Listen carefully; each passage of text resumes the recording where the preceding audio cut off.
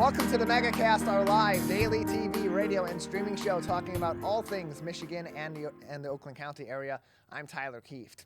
Today we'll be talking to a number of people about topics of interest and importance to Michiganders just like you. Let's begin, as we always do, by looking at today's top headlines on our local news page on civiccentertv.com. Our top story comes from Eileen Wingblad at the Oakland Press. The Oakland County Sheriff's Office is issuing a warning about a new scam that claims that you have missed your jury duty and either have to pay up or face arrest. The scams are being perpetrated over the telephone and all have one thing in common, says Oakland County Sheriff Michael Bouchard. They all demand that you pay them while you're on the phone being harassed by those individuals. Bouchard has some pointed advice for those that receive these phone calls. Just hang up. Said the sheriff, quote, "No law enforcement agency would do that, whether they say it's the sheriff's office, the FBI, the IRS, or whatever the flavor of the day is. It is a scam. Hang up," and closed quote. So if they claim that you have missed federal jury duty, then what does this have to do with the Oakland County Sheriff's Office, with our local sheriffs? Well, the scammers claim to be the deputy in the sheriff's office on those calls and that they will be executing this federal warrant for your arrest. Again, that warrant, or in some cases alleged warrants, do not actually exist. They're not legitimate. They're scams, and the sheriff's office won't call you to make demands for payment in any of these sorts of situations, nor would they ever warn you of a legitimate warrant being executed against you. They'll just find you, announce the warrant as they book you and arrest you and bring you in to face whatever justice you may allegedly need to be facing. They're not going to tell you in advance, "Hey, we have a warrant for your arrest. Stay put. We're going to come find you." They're never going to say, "Hey, we have a warrant for your arrest, but if you pay us X amount of dollars, we'll just let that slide and you'll be okay and it'll be off the books." No, that never happens. That is a telltale sign that you are being scammed, and that's what's currently happening over the telephone, including here in Oakland County. They're telling you that these scammer artists are telling you that they are from the Oakland County Sheriff's Office. They're a deputy. They have a warrant for your arrest, or in some cases one that's referenced in Eileen Wingblad's article from the Oakland Press is that one person in particular said there were multiple warrants for their arrest for allegedly missing jury duty, and that they were going to be either going to be arrested, or if they paid over the phone. Usually it's debit cards or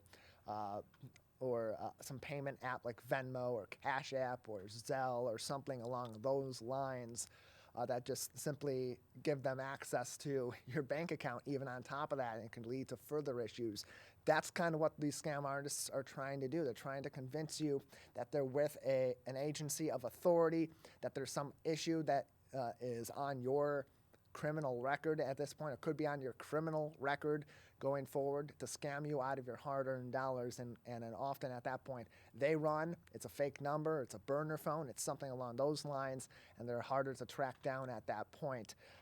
Certainly, if you end up falling for one of these scams, you realize you've fallen for a scam like this, you should report it to your local authorities. In this case, the sheriff's office would be a great place to go, because in these cases, these individuals are impersonating sheriff's deputies. But the same thing would go if someone's calling you claiming that they are from the IRS or they're from the FBI or some other agency. You should call that agency's actual number by searching them on the web and finding that agency's phone number, calling them, going through whatever sort of steps you need to go through to contact the correct person at that agency to tell them, "Hey, we have somebody that's impersonating you, that's threatening a legal action against me, saying there's a warrant out for my arrest. A, is that the case? Do I need to turn myself in? And B, do I owe you any money? And C, if this is a scam, here's the person's information. Would you please look into that and see, because it seems like they're committing a crime." In this case, they are. If you've missed jury duty, you're not going to get reached out to over the phone, and it's not going to come from the sheriff's office. It's going to be a different agency. And that's exactly what the federal U.S. District Court for the Eastern Michigan District said in a statement. They said that delinquent jurors are never reached by phone. They will always be reached directly by mail. So, again, all these things being in mind, you got to know what to look for. If you're potentially being scammed, if something seems like it's odd, like, I never have heard of the police reaching out by phone, or the sheriffs reaching out by phone and saying I have to pay a fine, or I'm going to be arrested. Wouldn't they just come to my door, knock on my door, tell me I have to pay a fine or I'm going to get arrested, and if I don't pay, they'll take me in? Wouldn't that make more sense? Maybe this is a scam. I should hang up and call the sheriff's office. Or if they're saying that there's multiple warrants out for your arrest, and if you don't pay up now, you're going to end up going to jail, and they're claiming they're from the IRS. Call the IRS. Make sure that see if you have something that you're delinquent on or something you owe them in that case. That's something that also pops up around this time of the year with taxes having recently been due on April 18th. Now, about a week or so later after those taxes were due, this is around the time where scam artists are saying, hey, your taxes were never received. You never sent your return in. Now we're coming after you. We're with the IRS, but if you pay up, we'll let it go. Usually that's not going to be a legitimate call. And by usually, I mean never, because exactly what the U.S. District Court for the Eastern District of Michigan had said, those agencies are going to contact you by mail first. Usually if there's something that you immediately owe on, it's going to be a warning, it's going to be a notification that'll say, hey, you owe this or you owe that, or this is an issue. If that is not followed up with, if that is ignored, then it's some sort of a warning. Then after that, they'll notify you of a fine, and it will go from there, and it will go through actual law enforcement agencies should it need to do that.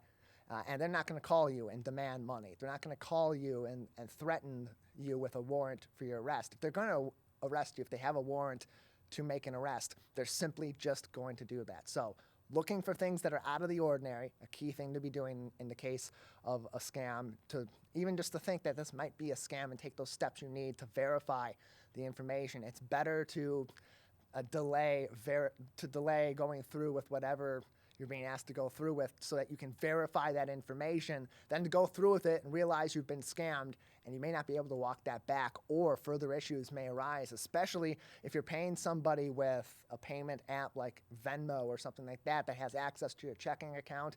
Some of these scam artists are hackers. They're associated with hackers. They'll sell that information, and all they'll need is one of those transactions to do a lot of other work behind the scenes and potentially hack into some of your accounts or your information and steal your identity, and that's a whole different can of worms. So again, the big thing here is that people are calling residents of Oakland County and other areas claiming they're from the local sheriff's office, that they're deputies, saying that you have missed federal jury duty and there is a warrant or there are warrants out for your arrest, and if you don't pay a fine, usually executing the payment of that fine over a phone call, that they're going to arrest you. It is illegitimate. It is not real. It is a scam. And if you do fall victim to that, even so much as being called on that matter, save that phone number, send it to the Oakland County Sheriff's Office, or call your local police on a non-emergency number. That's not 911 worthy, but a non-emergency number, the Sheriff's Department, your local police department.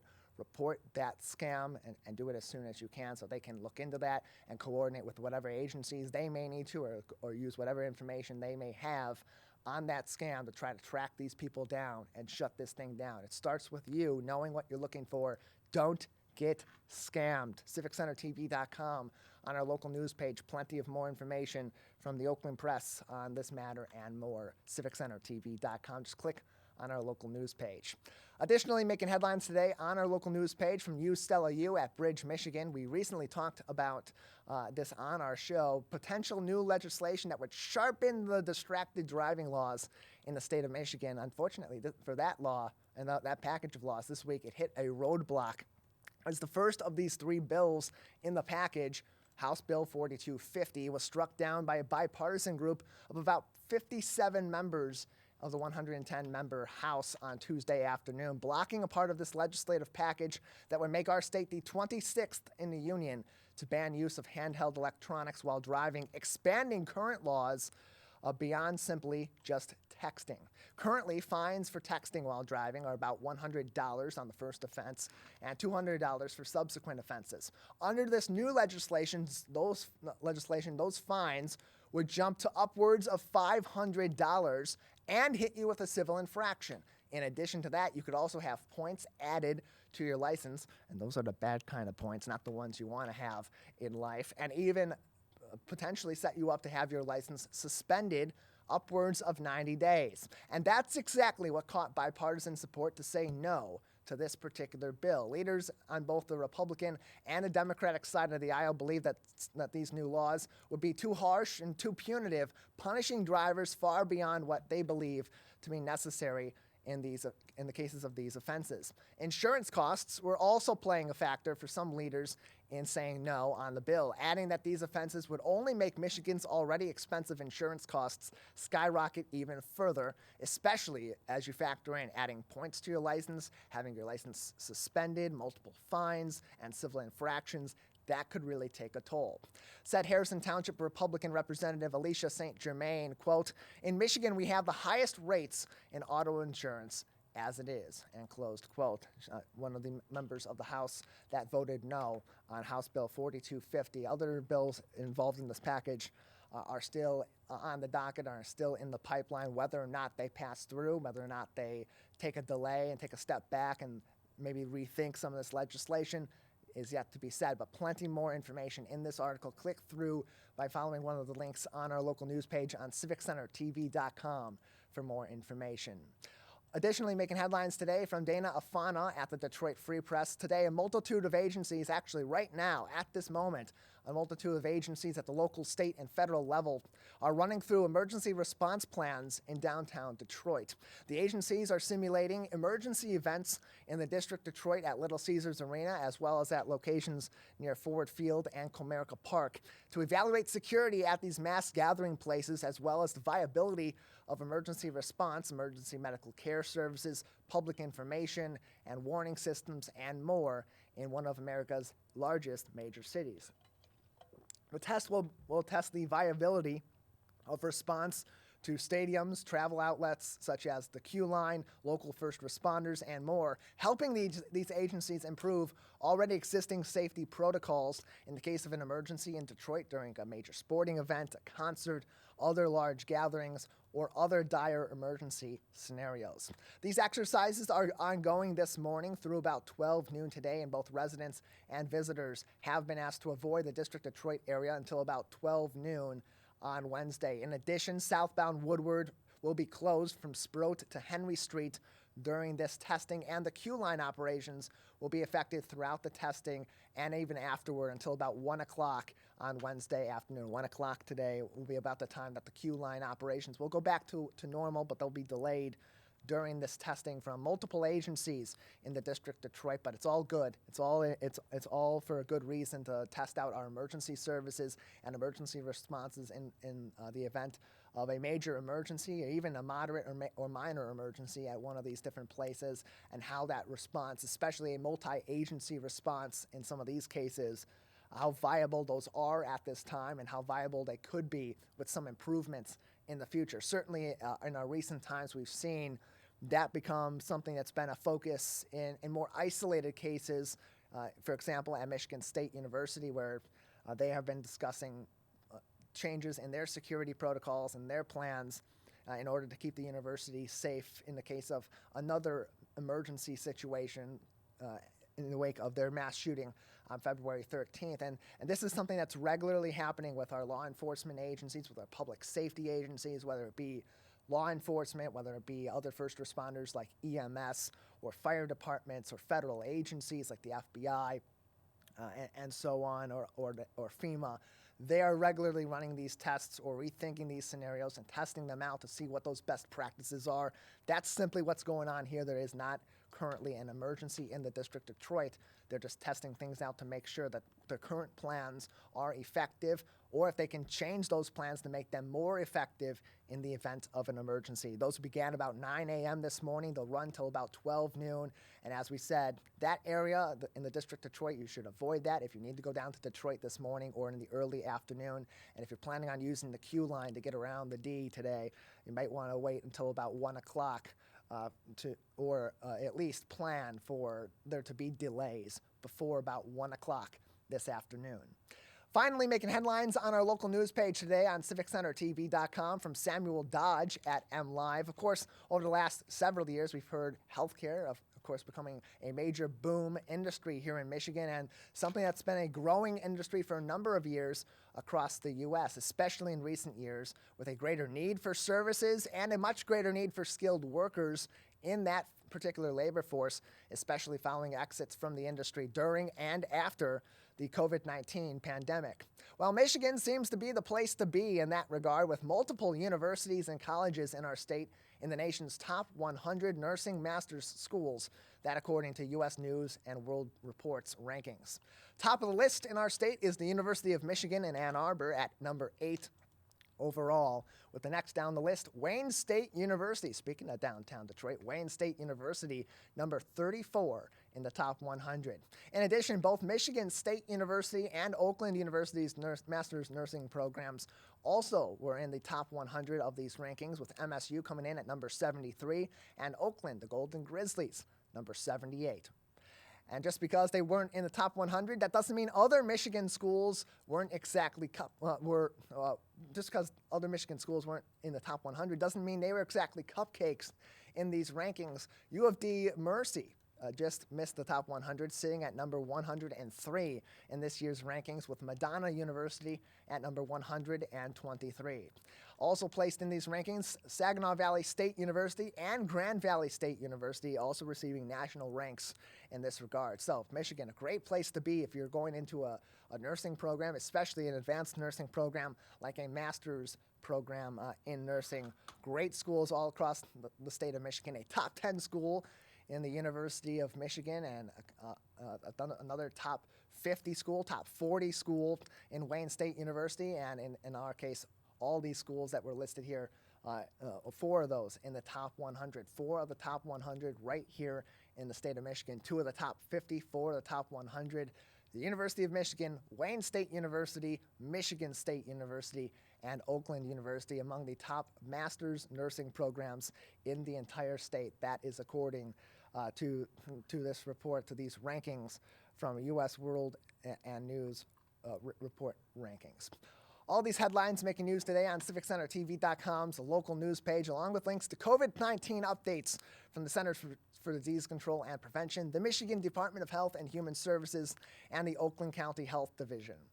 We have a great show ahead. On today's edition of the Megacast, on the other side, we'll talk about all things education. Recently, even just yesterday, we talked about new partnerships forming between community colleges and the Detroit Regional Chamber that includes building bridges between community colleges and high schools to create college-level coursework, partnerships between our school districts and our local community colleges to help our students advance in their education while they're in high school and advance in their college education before they ever hit the campus altogether. We have a program like that right here in Oakland County, right here in our West Bloomfield School District, here in our flagship station at Civic Center TV. And coming up next, Morrison Borders, the head of school at Oakland Early College, will join us to talk about those programs and more. Stay tuned. You're watching and listening to the Megacast.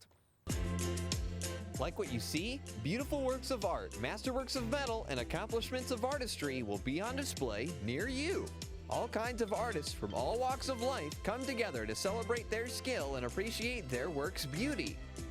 Hot Works presents the 2023 Orchard Lake Fine Art Show. Stop by July 29th and 30th between 2 and 10 p.m. between Powers and Daly off of Orchard Lake Road.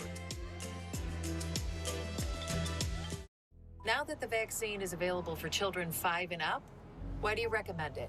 Kids are part of the community and they can spread COVID. We're seeing both healthy children getting sick from the virus as well as children with underlying health conditions. They can easily bring the virus home to other people that are vulnerable and make them sick as well. This vaccine can change that and keep children safe. It's essential that your children get vaccinated to protect them, to protect your families, and to protect those in the community around you. In the face of COVID-19, staying healthy is important. And now the same is true in the face of flu. Influenza has the power to infect millions.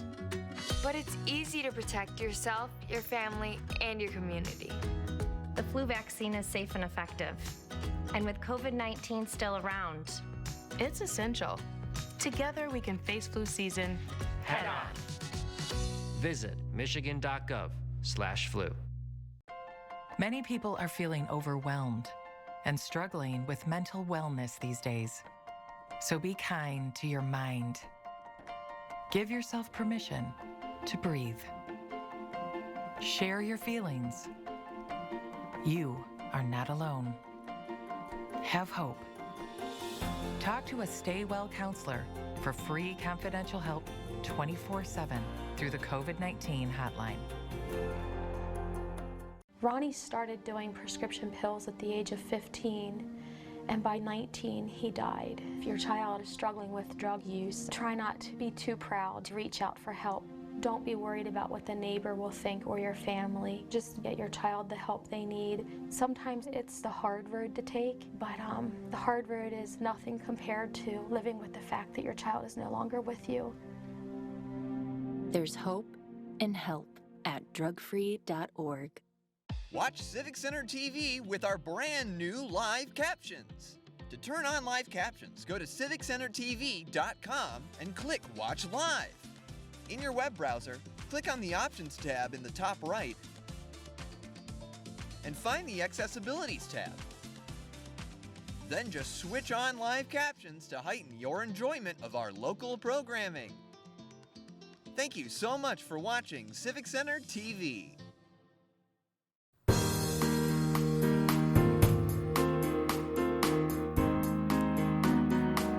Welcome back to the Megacast, our live daily TV, radio, and streaming show talking about all things Oakland County and the state of Michigan. I'm Tyler Kieft.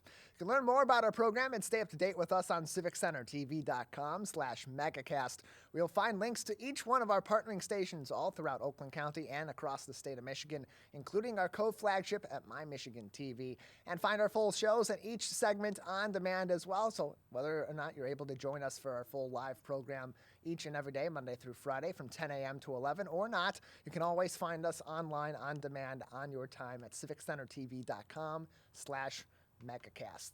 Well, as we continue to reimagine education in our modern times following the COVID-19 pandemic and looking forward to the future, a big emphasis of late has been partnerships between our high school institutions and community colleges, and between community colleges across our local area.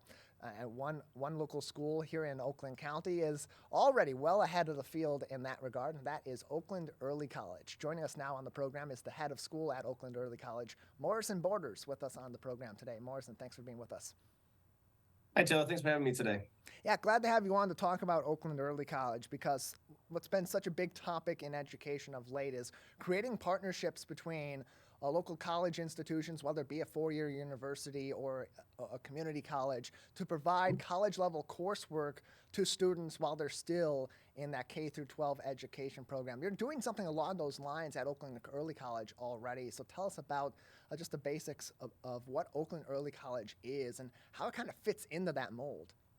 Sure. Well, yeah, we're actually doing exactly that. So Oakland Early College, we're categorized as an early middle college in the state of Michigan, which means all of our students simultaneously take high school and college courses. We're actually located on OCC's Orchard Ridge campus here in Farmington Hills. And so all of our students are required to earn a minimum of 30 college credits to graduate our program, but they can earn all the way up to 60 college credits, all free of charge. So students can enter our program beginning in 9th all the way up through 11th grade. And all you have to be is a resident of Oakland County. So we're available for all families in Oakland County. We're a great resource. As everyone knows, college is very, very expensive.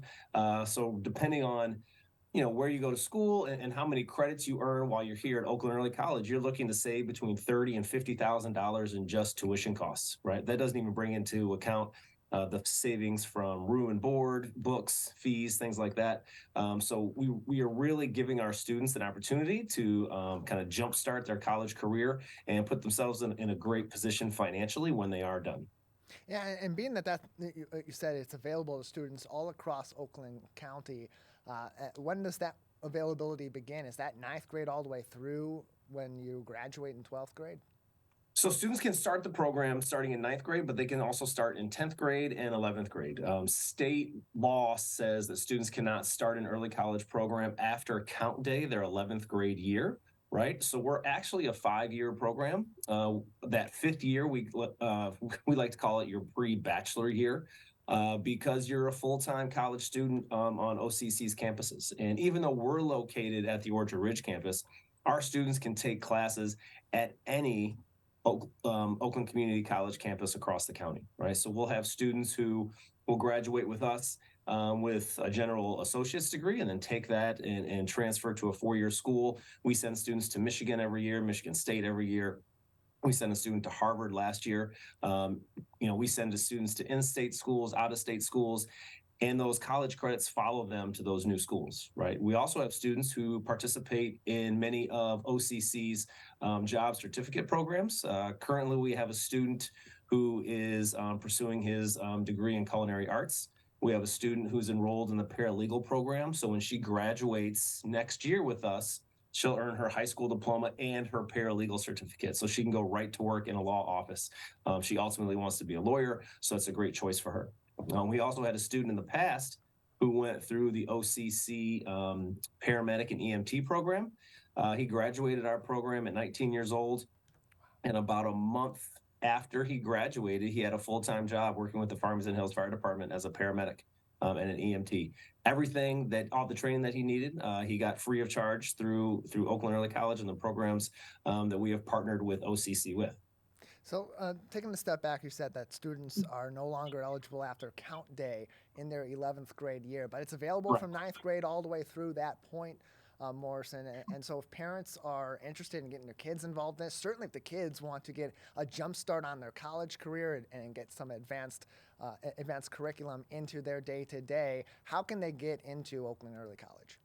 Sure. So if you go to our website, oaklandearlycollege.org, it'll take you directly to our website. You click on admissions, and first there's a pre-application that families fill out. It's a demographic. It's really just a demographic sheet, so we can see who's applying, where you're coming from, what grade you're in. After that, we'll have a sit-down family meeting. So it's just myself, the interested student, and the family. I'll tell them all about our program. I'll tell them what we have to offer, how it works, and we're a lot more than just high school and college credits, right? We're a smaller environment for students to learn. We have a big emphasis on building and creating and maintaining a positive culture. We like to say drama doesn't exist here. Everything we do, we base off of 3 pillars, right? So our 3 pillars are college, culture, and community. And by following those 3 pillars, we create positive connections with students, both from student to student and student to staff. But like I said, students from all around the county can apply. We are open all the way, last summer we did interviews all the way through August, right? And for the beginning of the school year. So it's a great opportunity for students. But like I said, they have to take advantage of it before count day in their 11th grade year, because after that time frame, we can unfortunately not accept students into the program. We're joined by Morrison Borders on today's edition of the Megacast. He is the head of school at Oakland Early College, which is available. It's a program available from 9th grade all the way through count day in your 11th grade year. That's where you can begin, or your students can begin their Oakland Early College career on top of what they're learning in high school, get themselves prepared for their college education, or even, as he was saying, with a student they currently have in culinary arts school and past that have been gone on to be even paramedics in our local area. Those job skills programs, too, are also available through Oakland College. You can go and find them on their website by visiting oaklandearlycollege.org. That's oaklandearlycollege.org. And for those of you parents in West Bloomfield, in our flagship area here on Civic Center TV, you can also go and search their school through the West Bloomfield School District's website at wbsd.org. Recently this week even, there was news that broke just yesterday from Bridge, Michigan, about a new partnership through the Detroit Regional Chamber. It's called Detroit Drives Degrees Community College Collaborative, or D3C3. That's really aimed at 7 community colleges in our local area, building partnerships between those colleges, between the Detroit Regional Chamber, and they have 3 goals that are involved in that. 1, increase enrollment at community college completion rates. 2, increase the ability of students in high school to have access to college-level courses.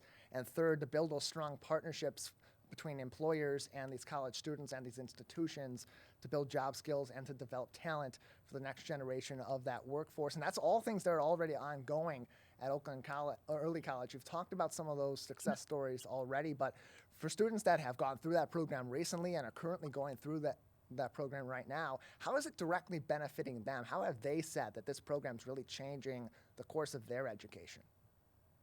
For sure. So, a lot of people believe that in order, to be taking college courses at the high school level, you have to be, super academically advanced and really smart. But that's not true, right? I mean, we want to make sure that students have the opportunities that they need to be successful, right? We have some students who scored really high on their SATs and it's a nice, easy fit for them into the college program. But we have other students who struggle a little bit, right? And so we have tons of supports for students to make sure that they're successful at those college courses. And what it does is it lets students jumpstart their college career, right? Students still get to go and enroll in that 4-year college that they want to as a freshman, even though they're transferring all these credits with them, right? So it's really building success for students. It helps students kind of fine tune what they want to do for their future. We do a lot of work around college and career readiness here at school, so students know exactly what they want to do to go to college, right? Tons of people go to school, they go to that college thinking they know what they want to do, right? But they don't, and they end up wasting money because they're taking courses they don't need to take, right? Students in that pre-bachelor year with us actually do a 40-hour work internship where they have an opportunity to kind of sample different jobs, right? You can go and actually get real world career experience in different job settings, so you know exactly what you want to do when you leave us, right? We want to make sure the students are prepared not only to be successful in college, but to be successful in life, right? We want them to leave with tools to be successful as students and, more importantly, as people and as human beings, right? And so everything that we do is centered around making sure students have the best possible opportunities once they leave us, so they can make their lives as great as possible, but also really increase the way of life of everyone else around them. OaklandEarlyCollege.org is their website for more information. That's, again, OaklandEarlyCollege.org. And you can also call them at 248-522-3540, 248-522-3540 for more information. And especially thinking about those kids on the younger side in 9th grade through the count day in 11th grade as they're joining this program. Not only is it helping them kind of explore where they want to go, potentially in their career, and expand their education while they're still in high school, it's also giving them an opportunity to get a preview of what they're going to be experiencing as a student at the college level or even in the workforce in an industry they're looking at before they get there. Talk about that element too and how that plays into really helping these kids get prepared for whatever is next for them after they graduate high school. Right. Yeah. So, we talk to students all the time about, colleges are looking for students that are going to make them look good, right? That's why you have to apply to college. That's why they just don't accept everyone. Well, when an Oakland Early College student applies to college, they are demonstrating that they've already been successful at the college level, right? And so getting into those schools becomes even easier because you've already proven that you can do it.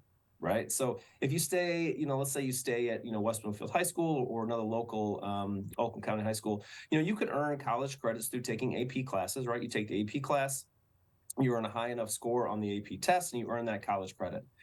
But at the most, you're talking around 20, 24 credits probably, right? And you can leave Oakland Early College with up to 62 credits, right? And that is a huge jump in terms of jump starting the rest of your life and getting you ready and prepared to be even more successful in college when you actually get there, right? Because you've already done it. You know what to expect. You know what it looks like, right? I talked to a student yesterday who's actually already completed every single math requirement that he will ever have to take at college, and he plans to go into mechanical engineering. He only has one math class left to take. Right. And so he did all of that through Oakland Early College and through Oakland Community College in our partnership. And again, it was all free of charge for him. So we do have an upcoming webinar on May 31st at 8:00. If you go to our website, you can get more information about that and how to join that. But that is a great opportunity because during those webinars, we have students speak about their experience at OEC, right? I can tell you everything about how great it is and how wonderful our students are, but until you really hear it from a student perspective, it doesn't really sink in. So I would encourage everyone that's interested to come to our May 31st webinar. It's via Zoom. You can get more information on our website. We'll also be advertising via social media and through the West Bloomfield School District, a couple weeks in advance of that webinar. Again, that webinar, mark your calendars, May 31st at 8 p.m. You can also find more information and keep up to date with Oakland Early College by visiting oaklandearlycollege.org. The head of school at Oakland Early College is with us on today's edition of the Megacast. Morrison Borders joins us on the program. And to speak about that partnership between these local school districts and Oakland Community College, that's who these courses at the college level are through. Having experienced being an educator in the West Bloomfield School District that has a huge partnership with Oakland Early College as well. Building that partnership between these local school districts and Oakland Community College, what does that do both for OCC and for these local school districts to boost the kind of education they're providing at the K-12 level and at the college level? Sure. So currently OCC has a huge push in terms of trying to partner with local school districts to give students that dual enrollment process. So obviously we would love for you to come to Oakland Early College, right, and experience in a different light. But every student at every local high school has the opportunity to dual enroll in a college course. I would highly recommend that every student do that, at least for one class, right? Give yourself that jumpstart, give yourself that experience at a college class on a smaller level, right? Maybe you only take one class, right? But just having that opportunity really opens the eyes of students to what they're really capable of. Okay. And OCC has done a great job of working with local school districts and really trying to get students involved in their dual enrollment program. OCC has campuses around the county. They currently have 5, but they're downsizing. The Highland Lakes campus is closing, but they have campuses in Auburn Hills, Royal Oak, Southfield, and here in Farmington Hills. The Orchard Ridge campus especially is super accessible to everyone in Oakland County because we're located right at the corner of 696 and Orchard Lake Road. I know there's crazy construction right now on 696, but it's still very accessible to Oakland County. So currently at Oakland Early College, like you said, we are a West Bloomfield School District school, but we have students who come to us from Rochester, Holly, South Lyon, Southfield, Pontiac, Bloomfield Hills, Birmingham, right? So we have kids who come from all over the county to take advantage of this program. And that small classroom environment, too, also plays a big factor. And that's something that parents and students both clamor for in school districts across Michigan and across the U.S. So on average, we have a couple more minutes. Just how large are those class sizes in comparison to maybe a high school course or even the average college course? Yeah, so our biggest class is 30, and that's not the norm. I think right now we have one class that's 30. I bet you if you look at our class size average, it's around 22 or 23. Our school total, right? We have 155 students, and our enrollment max is about 180, 185. So we have a lot of room for new students to apply. And it's really like the reason students are successful here is because of the culture and the atmosphere that we create, right? Our first week of school, we focus 70% of our time probably on creating and maintaining positive relationships throughout the school year. And then we do activities all school year long to make sure that we are maintaining those relationships because we know that relationships are key to student learning. Okay. Our counselor, Mrs. Belair's, meets with every single student 3 to 4 times per year. She talks to them about high school courses, how they're doing in college courses, what supports do they currently need, right? Our students have a 97% passing rate of college courses. First semester, our students earned 892 total credits, and we had a 97% pass rate of our college courses, which is unbelievable. Right. This coming semester, we'll have even more. We'll probably have upwards of 1,200 college credits earned because our students take more credits in the second semester than they do in the first semester.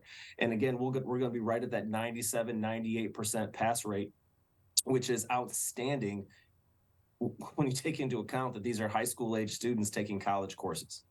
Yeah, so much is being discussed in our local area about building these partnerships, about having the availability of easy-to-access college-level courses for high school students in southeastern Michigan. And that's already happening right here in Oakland County at Oakland Early College. Morrison, thank you so much for joining us.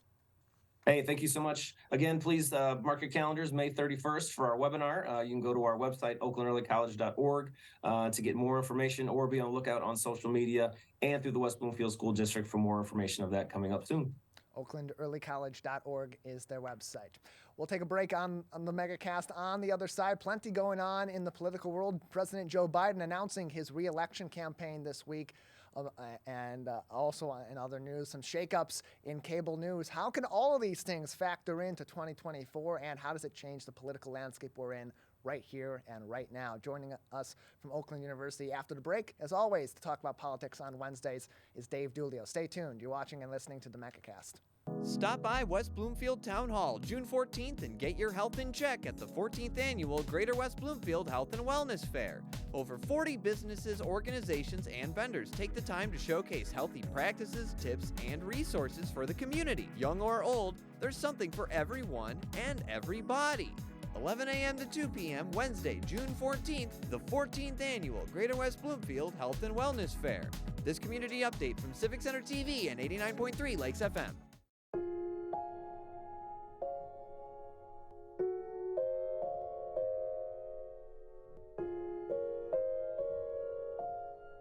When you have a gambling problem, you have a money problem. Don't let your gambling cause you financial hardship. If you or someone you love is struggling with gambling, we can help. Get free confidential counseling and win your life back. Learn more at michigan.gov/problemgambling.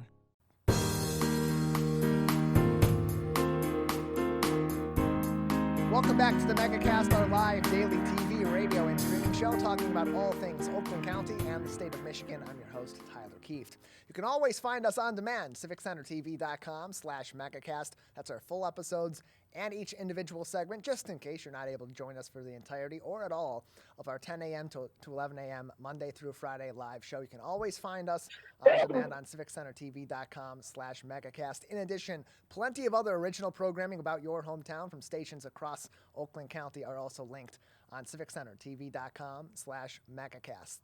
Joining us now on the program, as he always does each and every week to talk about the latest in Michigan and federal politics, is Dave Dulio, professor of political science at Oakland University, where he also serves as their director for the Center for Civic Engagement. Dave, thanks for being with us today. Hey, good morning, Tyler.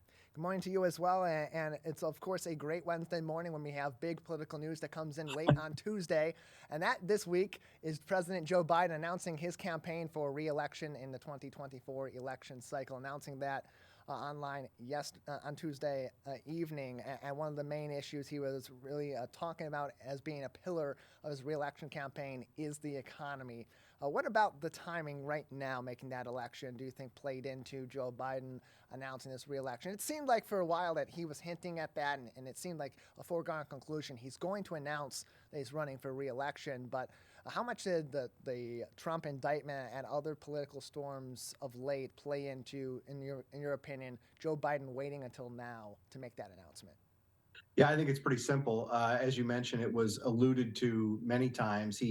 I think he did more than hint at it. He, said from the beginning that he intended to run for re-election. I think it was made yesterday because that was the 4-year anniversary of his initial statement that he was going to run for president. So it's a nice anniversary, if you will.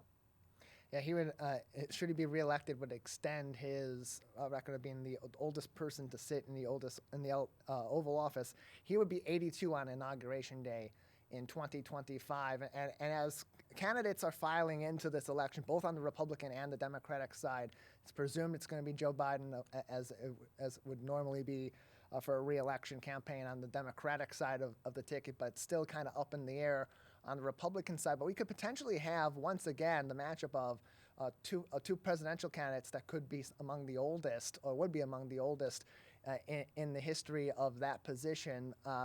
In terms of Joe Biden now finally announcing that candidacy, how does that impact the Republican field, with Ron DeSantis potentially announcing down the line, Donald Trump already in the race, and others, including Tim Scott from Florida, exploring potential runs for the office? Yeah, I don't think Biden's entrance with his announcement yesterday does much on the Republican side. I think that this is going to be Trump versus everybody else. And even to the point where I think Republicans who don't want Trump to be the nominee are going to have to find a Trump alternative and one Trump alternative to get behind, because Trump's base of support is too big at the moment for anybody else to defeat him if those Trump alternatives are not rallying around one person at this point. And in terms of Joe Biden on the Democratic side of the ticket, although he's the sitting president, he's going to be the incumbent candidate in the 2024 election. That doesn't come without some heat on his side. His approval rating could certainly be better, and there's frustration even within the Democratic Party towards some of the actions he has or has not taken as president of the United States, with some claiming he's not been progressive enough or he's backtracked on some of those pillar points of his 2020 campaign. So what are some of those main concerns going into 2024 for Joe Biden to get those Democratic voters back, but in particular, keep the support of the progressive wing of the party? Yeah, I think it's even more fundamental than policy alternatives that are offered. I think that if you look at the polling that's out there among the Democratic primary electorate, large percentages don't want him to run again. And I think that's an important thing to note here, especially if we look on the Republican side, right? The front runner now is Trump, and large majorities don't want him to run again. So if we end up with a Biden-Trump rematch, it's going to be terribly disappointing to a large portion of the country. But I think age is a factor on the Democratic side for folks that are looking for something new, right? He's been around politics for half a century. And I think Democrats are just looking for some new blood, maybe a new voice. But you know what? He's the nominee. Robert Kennedy Jr. is not going to beat him. Marianne Williamson certainly isn't going to beat him. They might make it more difficult for him, but he's the nominee. Nobody with real credibility has said they're going to run, and they're not going to. Who's going to challenge him? Who's going to challenge a sitting president that's in a position of power, right? Bernie Sanders said the other day he's not going to do it. Elizabeth Warren, not going to do it. And then we get to folks like Kamala Harris, the sitting vice president, isn't going to challenge her boss. Pete Buttigieg, Secretary of Transportation, isn't going to challenge his boss. So it's Biden, right? And Democrats are, for better or worse, are going to be stuck with Biden. And then it becomes really interesting who does what on the Republican side. And it's also interesting to consider, as you say, Biden may have to do more to reach out to that progressive side of the party to reinvigorate that support that he had in parts of the 2020 election, although not the entirety of it within his party. And with that being the case, looking at more of an establishment candidate on the ticket with him in 2020, and Kamala Harris, his current vice president. She was featured a lot throughout his announcement video yesterday, so you'd presume that she's going to continue to be his VP going forward and be his running mate in 2024. But could that also play a factor into this election in trying to capture that wing of the party and get that youth movement involved in his campaign to go to maybe a different vice presidential candidate? Oh, I don't think you're seeing anybody replace the sitting vice president. She's on the ticket. That would be a huge decision, and I think blunder for Joe Biden. Talk about doing something to turn off your base. It would be ditching a historic choice in Kamala Harris for vice president. I think. Frankly, I think she could be an issue in the general election, no matter who is nominated on the Republican side. I think both Biden and Harris's approval ratings are really low. I think she's not held in very high esteem by a great many Americans. I think that you could see, if let's say it's Ron DeSantis as the GOP nominee, right? He can make age a real issue, and talk about Biden's advanced years and the fact that he's been around, as I said, for 50 years in politics, and even say to the vice president, look, I mean, or say to Americans about the vice president, do you want Kamala Harris to be in charge if Biden has to step aside? And that could also be pointed in the other direction, too, and that will play a big factor, I would think, for independent voters, should you have a Trump or DeSantis candidacy in the GOP, is who is that next in line with them, because that also is going to have an impact on politics going forward, especially for a guy like Donald Trump facing the legal scrutiny that he's under and will presumably continue to be under that microscope should the House and the Senate remain in the same leadership and he be president once again, and knowing that Mike Pence is very, very unlikely to be on the ballot with Donald Trump again. Yeah. So how could that play in more on the Republican side, finding that right candidate to be a counter to Kamala Harris, but also help to put that really pointed attack on the Biden campaign? So I think it's important to note, right, that if Trump is the nominee running against Biden, I think the age issue comes off the table because they're both old, right? But if it's DeSantis, he's got an advantage over Biden, and I think he makes I think he'll make it like I said, a focal point of the campaign. I think Trump and DeSantis would be looking for different things entirely from a running mate, right? I mean, Trump, yeah, he was president for 4 years. He has, experience, but he's not a creature of Washington. And to get anything done there, you need somebody who knows how that town works. DeSantis served in the House, not a huge role, but he's been around Washington. He may look for he I think would look for something else, maybe somebody to try and bring in that Trump base if they're showing signs of not rallying around DeSantis, maybe the way that his campaign would hope. We're joined by Dave Dulio on today's edition of the Megacast, professor of political science at Oakland University and the director of Oakland University's Center for Civic Engagement. Other big news of late since we last spoke was a $787,500,000 settlement between Dominion Voting Systems and Fox News, and some shakeups too at Fox News and CNN this week, with Don Lemon being let go by CNN and Tucker Carlson and Fox News splitting up this week as well. And that kind of speaks to the impact of 24-hour news and cable news on our political landscape, because on both sides of the aisle, with CNN leaning more to the left and Republican side being more in favor of Fox News, having those big personalities leave, especially Tucker Carlson for Fox News, how does that impact how does that play into Fox News' continued impact going forward, with the pressure that's already on them from the lawsuit, with now their most popular host going away, potentially going to a competitor? You look at somebody like OAN, or certainly at Newsmax, that's even further to the right. How could that also play into particularly those Republican politics?